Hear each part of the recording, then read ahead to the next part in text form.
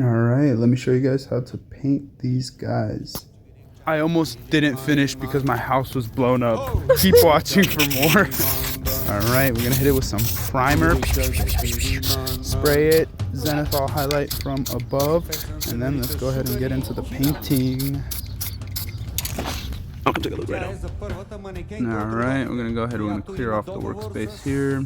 Get everything ready. I like to make my life difficult, so starting with the skin tones, and you'll see in a little bit, I'm gonna try to figure out, because I mixed up a whole bunch of skin tone and I don't know where to put it, so we're gonna make the book skin color, because that's paper, skin, same thing.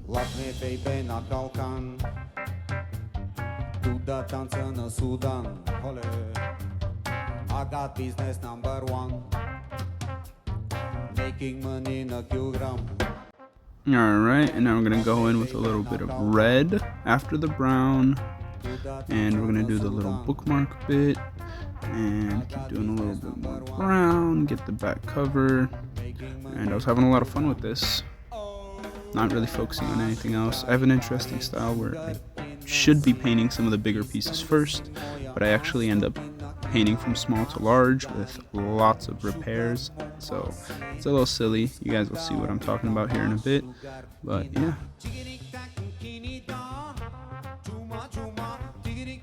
And because I'm evil, getting carried away, we're gonna draw a little pentagram with some blood dripping down so you can see the gravity, cover up my little oopsie, and a little later we're gonna add some writing, but for now let's get some greens on for my new Antioch trench cleric and combat engineer. So the engineer is going to be a little bit darker of a green because he is, he's getting grimy, he's dirty. The cleric's going to be pretty clean, pretty shiny. He's going to have like silver and gold. And let's see how that looks.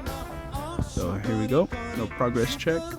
We got the apron looking pretty good, got the green on there, just have a bunch of tiny details to do.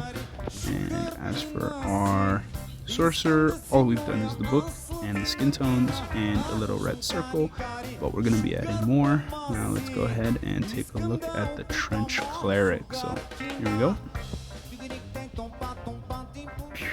Crispy. So all he has now is the green, the gold, and the skin tone, and he's already looking very, very good. I think this is going to be one of my favorite figures, so let's get back to painting. Alright, we're going to come in with a silver grayish to do the shoulder pads on him, as well as his little fuel tank for the flamethrower staff thing he has. Then on our little guy, we're also going to do a little bit on his armor. Give it a little shine, a little bit of like preliminary shading. And you'll go ahead and see the gold there on his belly. That's new. The silver is coming together. Got the tank painted up. And we're going to keep going here in a little bit. Really quickly. Engineer. Got a little bit more color. He's got his shoulder pads painted. He's got those straps on his head. He's got his wrench painted. Now we're going to have to be giving him his tools. So I'm going to go ahead. I'm going to bring the big wrench here. You can see it. I'm going to paint it up separately, and then I'll be gluing it on. Now, you're going to have to know that gluing metal to metal can be very tricky.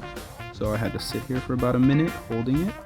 So you guys will see me glue it on probably at the end of this little time-lapse section. So let's keep doing some painting, a little bit of gold, a little bit of highlights, a little bit of finer detail. Now on him, we're going to go ahead and we're going to paint his little, like, they're not socks, but whatever they are. Paint the handle, paint the wraps, his arms, and in a little bit we're going to be coming in with glue. So for now, let's keep doing some of those tiny details. There you go, we're going to do some red, I don't know what they're called, they're like little, they're not purity seals, but basically the ribbons that he has, we're going to paint them like a maroonish dark red. And the reason I got that is from a color wheel, so I'm going with a 60-30-10 color ideally, and let's see how that looks. Ah, there it is. So check it out. He's got that little bit of red on there going around. He's got a little bit more brown. He's starting to look a lot more finished. He just has a couple more things we got to put color in and shade and detail and all that business. So let's get back to the painting.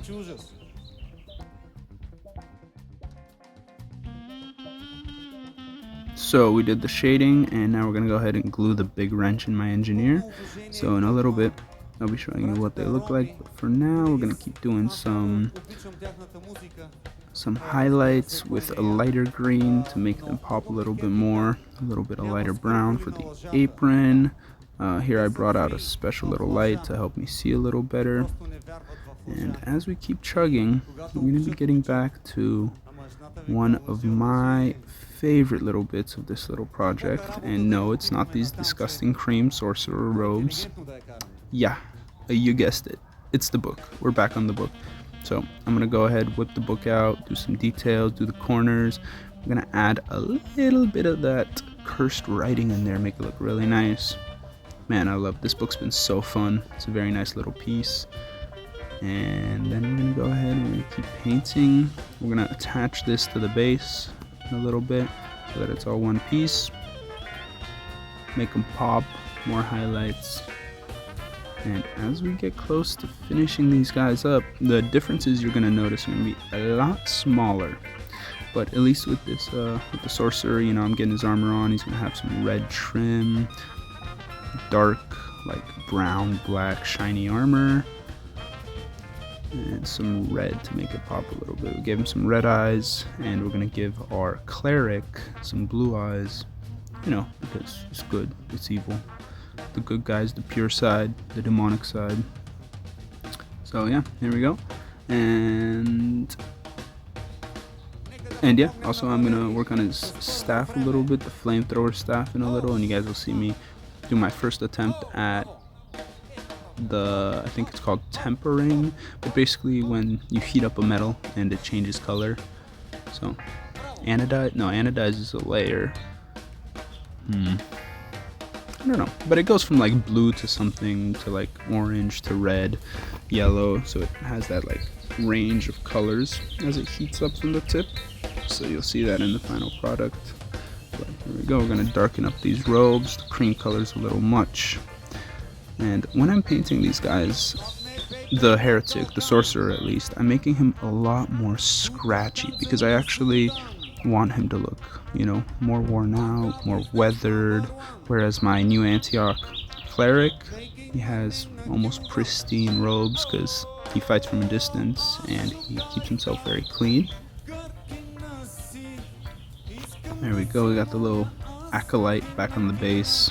So you're gonna see what this miniature looks like together. It's a two-piece. Maybe I'll split them up for some other project, but there you go. You guys can see me putting that little blue tip on there. And here it is, the final checkup. You got those blue eyes, that flame tip, a lot of shading. This is my first time doing actual shading, like the light greens, making it pop a lot more.